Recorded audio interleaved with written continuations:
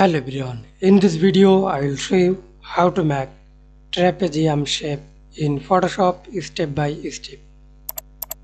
Create a new layer, right click, move shape, rectangle shape, choose your color, example I use to this color, stroke without stroke, press enter, then draw a shape like rectangle, square, then press Ctrl T on your keyboard and now see this, right click on your mouse, perspective,